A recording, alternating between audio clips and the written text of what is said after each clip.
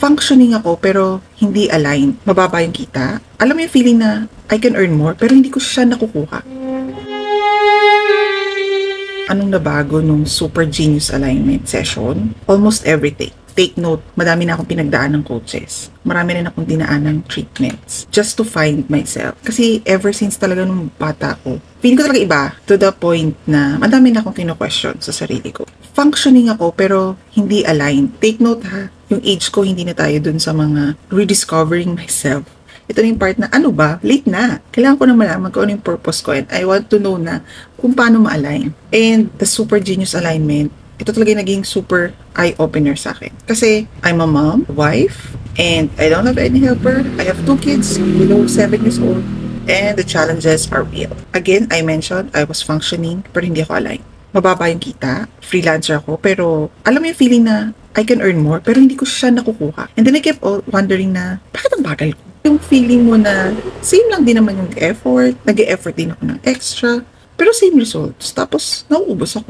Nadidrain ako. And before, may nagsabi pa sa akin na wala kang critical thinking. Ang bagal mo. Dapat ganito gawin mo. And I believed it. Kasi nga, that person na nagsabi sa akin, talaga nagpa-prosper. Ang galing sa field niya. Ako hindi. So yung question ko, bakit? Lalo yung sinasabi nila na, kaya ko, kaya mo din.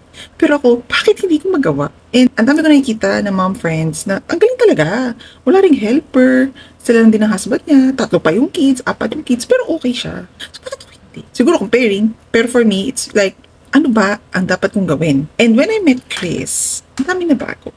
Siya yung very unique coach kasi may science and wala ring questionnaire na given at this situation, anong gagawin mo? Wala ring ganun. So doon ko nalaman na iba pala yung super genius ko. Iba ako mag-process and I shine differently. And hindi siya wrong. It's powerful. So nung nag-session kami ni Chris, in-explain niya sa akin yung brain pattern ko, yung genius alignment ko, paano ako mag-work, paano ako mag-isip, anong kailangan ko. Pinagsama niya lahat yun. And na-realize ko na pinipilit ko yung sarili ko sa mga systems na hindi naman pala yun yung dapat kong gawin. So, hindi siya built for my wiring. 1 hour lang yung session, pero super, super mind-revealing. Lahat ng pwedeng i-reveal. Ano yung mga results pa rin nakuha ko from Super Genius Alignment? Ito for me, kakaiba talaga. Yung first ever client ko, na mababa yung offer ko kasi nga, feeling ko, yun na ako. Dahil nag-align kami ni Coach Chris at nalaman ko yung capabilities ko, nung nag-offer siya sa akin to have a direct contract with him, humingi talaga ako ng increase. Bakit? Kasi alam ko na nalaman ko na yung the way ako mag-isip at ba't kami nagka-clash. So, meron siya kasing methods na hindi pwede sa akin. And akala ko that time na parang tanga-tanga ko na. Nasabihan kaya ako ng use your brain. So, ang hirap. Pero nung nalaman ko yung alignment, sabi ko, kaya pala kami nagka-clash. I asked for an increase, 30%, and nagulat ako na pumayag siya. Knowing him.